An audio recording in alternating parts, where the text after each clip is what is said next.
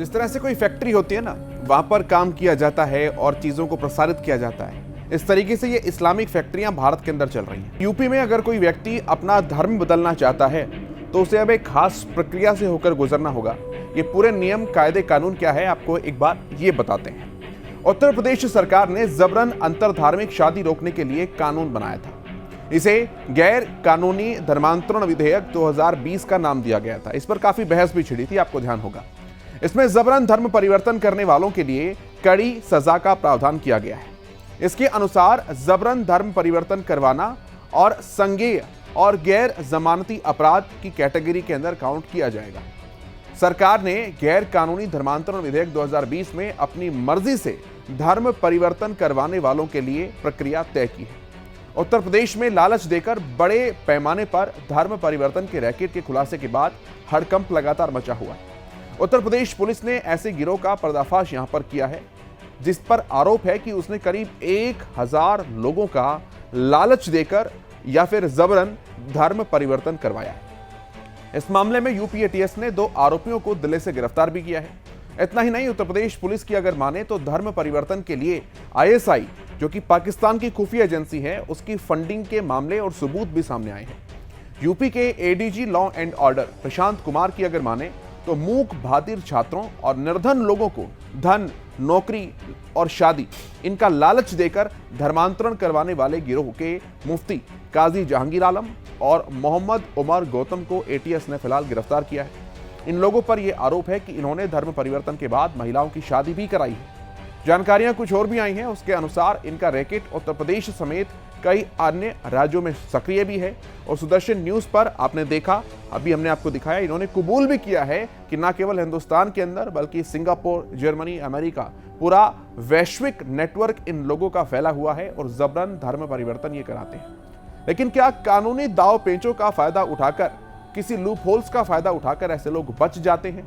क्योंकि सवाल तो यही है कि अगर कानून इतने सख्त हैं, सरकार इतनी सख्त है, प्रशासन इतना सख्त है, उसके बावजूद भी ऐसे लोग पनप क्यों रहे हैं? और न केवल पनप रहे हैं बल्कि अपना काम भी लगातार कर रहे हैं। बातचीत करते हैं इस विषय पर। यूपी से ब्यूरो चीफ रजत मिश्रा हमारे साथ जुड़े हैं और इसके अलावा सुप्रीम कोर्ट के अधिवक्ता ऋषिपाल जी मेरे साथ जुड़े हैं। ऋषिपाल जी, जब कानून इतने सख्त हैं, व्यवस्थाएं इतनी सख्त है, प्रशासन इतना सख्त है और खुद मुख्यमंत्री योगी आदित्यनाथ कितना गंभीर रहते हैं इस तरह के विषयों को लेकर, ये बात हमने और आपने सबने देखी है, उसके बावजूद भी ये किस तरह के कानून के लूप होल्स का फायदा उठाते हैं और अपने नेटवर्क को चलाते रहते हैं? कोई फर्क ही नहीं पड़ता इन जैसे लोगों के ऊपर। कहां कमी है ऋषिपाल जी? देखिए केशव जी, जो इस तरह के लोगों की जो जड़ें हैं वो आज की नहीं है। आप ये मत सोचिए कि यूपी सरकार आज आ गई है तो आज ही सब कुछ हो जाएगी। नहीं, निश्चित तौर पर 1984 से चल रहा है इनका काम सर। जी, ये जड़ें बहुत गहरी हो चुकी है और उन पे बहुत गहराई से काम करना है। ये लोग केवल हमारे कॉन्स्टिट्यूशन का गलत फायदा उठाते हैं। कॉन्स्टिट्यूशन में कहीं ये लिखा हुआ नहीं है कि आप किसी का धर्म परिवर्तन करा सकते हैं। बस उस पर स्पेसिफिकली मेंशन है कि लोग व्यवस्था के तहत रहते हुए, यानी पब्लिक ऑर्डर के तहत रहते हुए केवल धर्म का प्रचार कर सकते हैं। बहुत इंपॉर्टेंट बात है। ऐसे लोग जो धर्म परिवर्तन करा रहे हैं, इनसे पूछा जाए कि आप अपने दिन का जो खर्चा, अपने परिवार का खर्चा है, वो कहां से चलाते हैं? क्या आप पूरे दिन 8 घंटे नौकरी करते हैं, पूरे दिन 10 घंटे नौकरी करने के बाद फिर धर्म परिवर्तन के निकलते हैं, या सारा दिन धर्म परिवर्तन करते हैं? अगर सारा दिन धर्म परिवर्तन का काम करते हैं, प्रचार का काम करते हैं, तो आपकी फंडिंग कहां से होती है? आपका परिवार कहां से चलता है? ये साबित होता है कि ये लोगों को जो पैसा है बाहर से मिलता है केवल इसी पर्पज के लिए कि धर्म परिवर्तन लोगों को बहकाया जा सके, लोगों को लालच दिया जा सके और लोगों को चीटिंग किया जा सके। ये चीट करते हैं लोगों को, ये झूठ बोलते हैं। मैंने अब तक के 50 साल का मेरे अपने जीवन हो गया है और मेरी 20-22 साल 25 साल की वो हो गई, प्रैक्टिस हो गई है। मैंने नहीं देखा कि कोई व्यक्ति आया हो जो अपने मन से कहता था मैं मन से मैं धर्म परिवर्तन करना चाहता हूँ। एक भी व्यक्ति मैंने रास्ते नहीं देखा। केवल लालचवश, धोखेवश ये लोग धर्म परिवर्तन कराते हैं और ऐसे लोगों को सख्ती के साथ कार्रवाई की जानी चाहिए। निश्चित तौर पर रजत, यही सवाल मेरा आपसे है। जब कानून बन चुके हैं, हमने देखा जब जबरन धर्म परिवर्तन को लेकर कानून यूपी सरकार के अंदर आए थे, तो क्या प्रशासनिक लेवल पर, जिला स्तर पर कहां उसमें कमी है? क्योंकि ऐसा नेटवर्क अगर चल रहा है तो कोई अकेला आदमी तो नहीं चला रहा, उसके अंदर बहुत सारी चीजें इंक्लूड होती है। रजत, केशव, कमी कहीं नहीं है क्योंकि अब कानून को बने हुए कोई बहुत सालों नहीं हुए हैं, महज 1 साल हुआ है कानून को बने हुए, 1 साल पूरा नहीं हुआ। और उसके बाद अब जिस तरीके से लोगों को पकड़ा जा रहा है, इस पूरे नेक्सस को ब्रेक डाउन किया जा रहा है, क्योंकि ये ऐसा नेक्सस है जिसको जब तक प्रॉपर पूरे एविडेंस ना हो तब तक इसके ऊपर हाथ नहीं रखा जा सकता, उसको पकड़ा नहीं जा सकता। एटीएस जिस तरीके से कार्रवाई कर रही है, आप पिछले कुछ दिनों में देखिए, जिस तरीके से गाजियाबाद में जो सबसे पहली गिरफ्तारी हुई डासना मंदिर में, जब 2 लोगों ने जबरन घुसने की कोशिश की, उसके बाद जो पूरी गिरफ्तारी हुई, उसके बाद एक एक करके इस पूरी चेन को जोड़ा गया और चेन को जोड़ने के बाद फिर ये 2 लोगों की गिरफ्तारी की गई। पिछले हाल के कुछ दिनों में देखेंगे, पिछले 1 महीने में अगर आप देखिए, एटीएस ने जिस तरीके से उत्तर प्रदेश के अंदर रोहिंग्याओं की गिरफ्तारी करी है, जाहिर तौर पर उनसे पूछताछ में जो चीजें सामने आ रही हैं, ये बहुत बड़ा प्रभाव डालेंगी और ये बहुत जरूरी है, क्योंकि घुसपैठ को रोकना और घुसपैठिए जो उत्तर प्रदेश के अंदर ऑलरेडी घुस चुके हैं उनको पकड़ना, ये अपने आप में एक चैलेंज है, क्योंकि ये ऐसी सामान्य जगहों पर जाके रहने लगते हैं और खासतौर पर उसके बाद अपने जो डॉक्यूमेंट्स बनवाते हैं, जिसके बाद ये प्रूफ करने लगते हैं कि हम हिंदुस्तान के ही निवासी हैं, बाहर से नहीं आए हैं, तो उन कागजात को पकड़ना, उनके जाली होने के एविडेंस इकट्ठे करना, इस पूरी प्रोसेस में जो समय लगता है वही कहीं ना कहीं समय एटीएस को लग रहा है। और अब जो जैसे जैसे लोग गिरफ्तार हो रहे हैं, जाहिर तौर पर उनके ऊपर कड़ी कार्रवाई भी की जा रही है, क्योंकि सीएम ने कल जिस तरीके से एक मैसेज दिया कि जो लोग गिरफ्तार हुए हैं, मोहम्मद उमर और मुफ्ती जहांगीर, इनके ऊपर एनएसए के तहत कार्रवाई की जाए, गैंगस्टर लगाया जाए और उसके बाद इनकी संपत्ति को कुर्क किया जाए। ये एक मैसेज है सीएम योगी आदित्यनाथ का कि अगर इस तरीके के लोग उत्तर प्रदेश के अंदर रहेंगे और कार्रवाई करेंगे, अपना काम करेंगे, तो उनके ऊपर यूपी सरकार बेहद सख्ती से उनके साथ पेश आएगी। और एनएसए का अगर किसी के ऊपर एनएसए लगता है तो ये जाहिर तौर पर बात साफ है कि उसके लगभग आगे का पूरा जीवन जेल के अंदर ही कटेगा, क्योंकि एनएसए बेहद गंभीर कानून है, बेहद गंभीर सजा इसके अंदर मिलती है। तो ये बात साफ है कि फिलहाल सरकार अपने स्तर से सख्ती के साथ इन लोगों के साथ पेश आ रही है, लेकिन बड़ा चैलेंज जो इंटेलिजेंस एजेंसीज हैं उनके लिए भी और पुलिस के लिए भी यही है कि इन लोगों को ट्रेस करना, ये इन लोगों को पकड़ना थोड़ा सा मुश्किल होता है, लिहाजा क्योंकि ये एक सामान्य जीवन की तरीके से लोग वहां पे रहते हैं और बहुत ही एक तरीके से स्लीपर सेल्स की तरीके से अपना काम वहां पर अंजाम देते हैं, धीरे धीरे लोगों का ब्रेन वॉश करते हैं और उसके बाद उनका धर्मांतरण कराते हैं। उसमें मोहम्मद उमर और मुफ्ती जहांगीर मैं ये कह रहा था, विशेष तौर पर कानून में कुछ प्रावधान की मैं हमेशा से सोचता हूँ कि आवश्यकता है। जैसे हमारे देश में अगर किसी की विल को प्रोवेट करना होता है तो डिस्ट्रिक्ट जज के पास जाता है और पिटीशन दाखिल करता है कि विल को फाइनली डिक्लेयर किया जाए। ऐसे हमारे देश में प्रोविजन होना चाहिए कि अगर कोई व्यक्ति अपना धर्म परिवर्तन करना चाहता है तो डिस्ट्रिक्ट जज के पास जाके बताए कि मैं हिंदू धर्म को इस वजह से छोड़ना चाहता हूँ, अपने रीजन बताए, कारण बताए। ऐसा नहीं कि कोई उसको भयका रहा है और वो मान लो नई उम्र के बच्चे वो बहक जाते हैं, तो डिस्ट्रिक्ट जज के सामने पूरा हलफनामा देना चाहिए, उसको बताना चाहिए कैसे कौन कौन से कारण है जिसकी वजह से उस धर्म को छोड़ रहा है, तभी ये चीज खत्म हो पाएंगी। लव जिहाद के समय जो कानून आया था उसमें तो ऐसी व्यवस्थाएं हैं कि डिस्ट्रिक्ट जो मजिस्ट्रेट है उनके सामने चीजों को मतलब उसका दखल होगा उसके अंदर। तो क्या आपका मतलब यही कहना है कि इस तरह का कोई भी धर्मांतरण अगर होता है, चाहे लड़की का हो, चाहे लड़की का हो, चाहे नाबालिग हो, चाहे बालिग हो, सबके अंदर प्रक्रियाएं एक जैसी ही होनी चाहिए? ऋषिपाल जी, बिल्कुल एक जैसी होनी चाहिए। दूसरी बात, इसमें इसका अर्थ ये नहीं कि सरकार इसमें दखल कर रही है, इसका केवल अर्थ ये है कि जो व्यक्ति है उनके साथ अगर मान लो ये सब होने के बाद भी डिस्ट्रिक्ट जज सेटिस्फाई होने के बाद भी ये कहता है ठीक है जी, इनका अपना मत है, इनकी अपनी इच्छा है, तो वो डिक्लेयर कर सकता है। जैसे सूट फॉर डिक्लेरेशन फाइल होता है कि आपको ये इजाजत दी जाती है कि आप धर्म परिवर्तन कर सकते हैं, लेकिन उससे पहले की प्रक्रिया होती है, उसके परिवार को भी ये जानकारी होनी चाहिए कि एक व्यक्ति बच्चे को जो उसने पूरे जिंदगी भर पाला है, बड़ा किया है, इतना सब कुछ किया है, तो ऐसा क्या कारण हो गया कि एकदम से धर्म परिवर्तन कर रहा है। तो ऐसे में जैसे मान लीजिए जब कोई कोर्ट मैरिज होती है तो उसकी पहले जानकारी दी जाती है, 30 दिन पहले जानकारी दी जाती है कि ये लोग शादी करने वाले हैं। ऐसे में परिवार वालों को जानकारी होनी चाहिए कि कोई व्यक्ति धर्म परिवर्तन कर रहा है, जिससे कि वो सिर्फ मेरे कहने का मतलब है कि उन व्यवस्था को समझ सके और कारण को जान सके कि ऐसा क्या कारण है। ठीक है रजत, अगर ऋषिपाल जी ने जो पॉइंट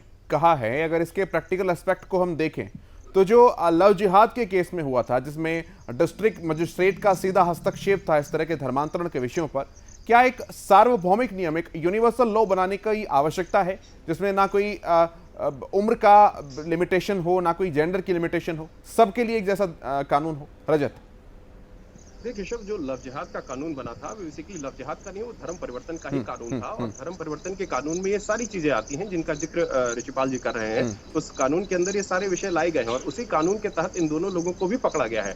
उमर गौतम और मुफ्ती जहांगीर की गिरफ्तारी भी उसी कानून के अंतर्गत की गई है कि उन्होंने जबरन धर्म परिवर्तन कराने की कोशिश करी है और उसके लिए इन्होंने भय और लालच दिया है। तो ये जो पूरी गिरफ्तारियां हुई हैं ये उसी कानून के अंतर्गत की है। ये बात जरूर है कि इस कानून की मांग केंद्रीय स्तर पर हो रही थी कि राज्य स्तर की जगह इसको केंद्रीय स्तर पर लागू किया जाए, ताकि ये कानून पूरे देश में एक जैसा हो, एक तरीके से लागू हो। क्योंकि राज्य अगर अपने स्तर से किसी कानून को लागू करता है तो जाहिर तौर पर उसमें नहीं सजा का प्रावधान रजत, भिन्न हो सकता है। यहाँ पर थोड़ा सा डिफरेंस इस चीज को लेकर है। आप जो निश्चित तौर पर कह रहे हैं वो बिल्कुल ठीक बात है, लेकिन एक तो है कानून होने के, धर्मांतरण होने के बाद उस चीज का पता लगना कि इसका लालच देकर करवाया गया है। एक करवाने के दौरान ही जो है उसमें प्रोविजंस कुछ लीगल इस तरीके से हो कि उसका धर्मांतरण का रास्ता ही डीएम के थ्रू होकर के गुजरे। जी जी ये कह रहे हैं। जी जी, यही कानून के अंदर दिया हुआ है कि अगर कोई व्यक्ति धर्मांतरण कराना चाहता है तो उसको पहले एसडीएम से जाके परमिशन लेनी पड़ेगी, डीएम उसकी जांच करेंगे और उसके बाद ही उसको धर्मांतरण करने की अनुमति मिलेगी। कानून के अंदर प्रावधान यही दिया हुआ है और उसी के तहत ही अब कन्वर्जन के जितने भी केसेस आते हैं, चाहे वो विवाह से संबंधित हो या सामान्य धर्मांतरण से संबंधित हो, मतांतरण से संबंधित हो, वो प्रोविजन अब वही लागू है जो कानून धर्म विरोधी धर्म परिवर्तन को लेकर लागू किया गया था और उसमें इन सारे प्रोविजंस का जिक्र किया गया था। यानी इन 1000 केसेस के अंदर इस नियम का भी पालन नहीं किया गया है।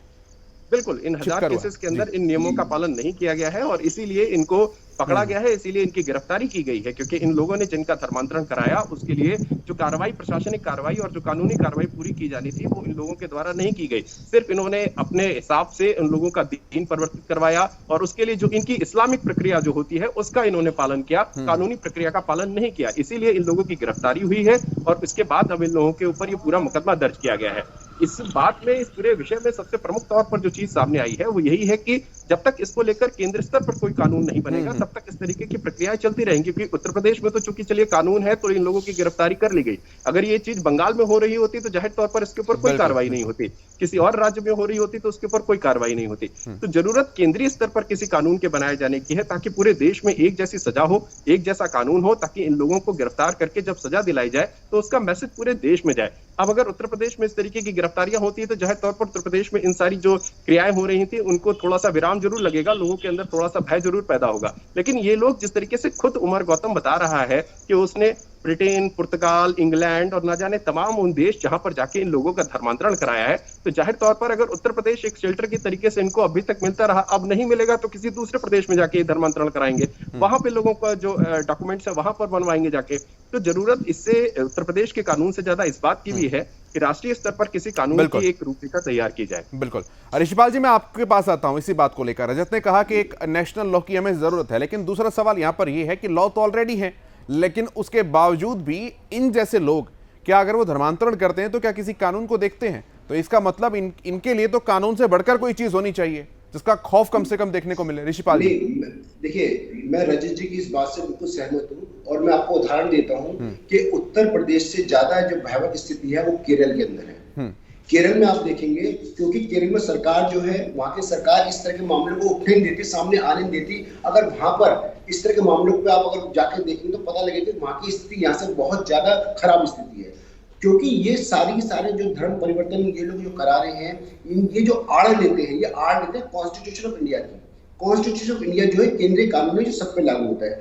ऐसी स्थिति में जो कानून, जो धर्म परिवर्तन का कानून है, ये भी राष्ट्रीय स्तर पर होना चाहिए, हर राज्य के लिए होना चाहिए। तभी, क्योंकि मान लो ये इनकी दुकान है, यहाँ दुकान बंद हो गई, ये दूसरे राज्य में जाकर कर लेंगे, दूसरे में हो गई, तीसरे में, तो एक नेक्सस है, ये घुमाते रहेंगे। इसके लिए बहुत जरूरी है कि पूरा राष्ट्रीय स्तर के ऊपर इनकी पूरी कड़ी कार्रवाई होनी चाहिए, राष्ट्रीय स्तर पर इनकी जांच होनी चाहिए कि ये लोग। अब आप देखो, यूपी के अंदर एक रेप केस हुआ था, जिस रेप केस में केरल से एक पत्रकार, मुस्लिम पत्रकार आया, वो यहाँ पर क्या नाम है, जो उसके अंदर उसको पकड़ा गया। अरे भाई, क्या कर रहे हो तुम, कहां से कहां व्यवस्था को खराब करने के लिए आ रहे हो? तो ये जरूरी है कि ऐसी ताकतों को रोकने के लिए केंद्र स्तर पर कानून बने और उनको बताया जा सके कि आपको कहीं ना कहीं हम पकड़ सकते हैं। जब तक ये नहीं है, वरना अब यूपी में आप कर लेंगे तो ये लोग मान लो 2 लोग अरेस्ट हो गए, बाकी लोग अपनी दुकान बंद करके और पास के राज्यों में शिफ्ट हो जाएंगे, एमपी में चले जाएंगे, किसी और राज्य में चले जाएंगे। तो ये व्यवस्था तभी रुकेगी जब केंद्र स्तर पर एक कड़ा कानून बनाया जाएगा। निश्चित तौर पर ऐसा है, एक नेशनल लॉ बनाने की आवश्यकता है। ऋषिपाल जी, आपने अपना कीमती समय हमारे साथ साझा किया, आपका बहुत धन्यवाद। रजत, आपका भी इन तमाम बातचीत और जानकारी के लिए बहुत धन्यवाद। तो जैसा कि हमने विषय पर चर्चा की है कि एक नेशनल लॉ बनाने की आवश्यकता यहां पर है, और हम ऐसा क्यों कह रहे हैं, क्योंकि आप इस जिहादी उमर की बात को अगर ध्यान से सुनेंगे तो आपको एक बार फिर से अंदाजा हो जाएगा कि कितने गंभीर स्तर पर यह पूरा विषय, पूरा मामला पहुंच चुका है। न केवल भारत, हिंदुस्तान के अंदर, बल्कि अपना नेटवर्क जो है पूरी दुनिया के अंदर किन किन देशों के अंदर ये फैलाते हैं और भारत में रहकर किस तरह से जिहादी गतिविधियों को अंजाम देते हैं। एक बार फिर से आप इसकी बात सुनिए। अभी आप आज ही की डेट में एक लड़की सुप्रिया, अल्हम्दुलिल्लाह इस सेंटर में 1000 से ज्यादा लोगों के लीगल डॉक्यूमेंटेशन की फॉर्मेलिटीज पूरी की गई हैं।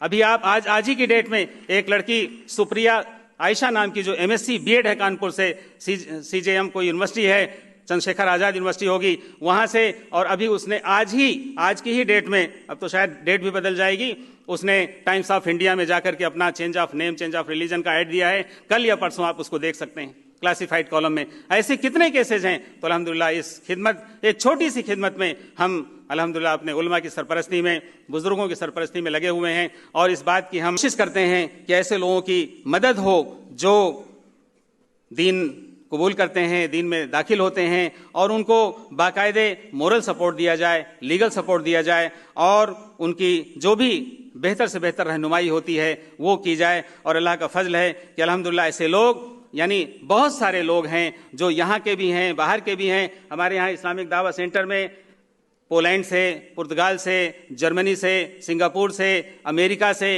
इंग्लैंड से, कितने ममालिक से लोग आकर के उन्होंने वहाँ से अपना लीगल असिस्टेंस भी लिया। उनकी मैरिजेस के भी मामलात हुए, कोर्ट मैरिज के भी मामलात हुए, और अल्हम्दुलिल्लाह ये एक सिलसिला चल रहा है। दुआ फरमाए कि अल्लाह तबारक तआला इसमें मदद फरमाए। इन बातों से इतना तो समझ में आता है कि भारत को इस्लामीकरण की दिशा में कितनी तेजी से ये लोग लेकर जाने का प्रयास कर रहे हैं, और अब ऐसे में जागने की आवश्यकता है, चाहे वो कानून के माध्यम से हो या किसी और माध्यम से हो, सामाजिक चेतना के माध्यम से हो या कानूनी चेतना के माध्यम से हो, लेकिन इन तरह के मुद्दों पर तुरंत तत्काल प्रभाव से लगाम लगनी चाहिए। एक छोटा सा ब्रेक यहां पर लेंगे, जल्द लौटते हैं।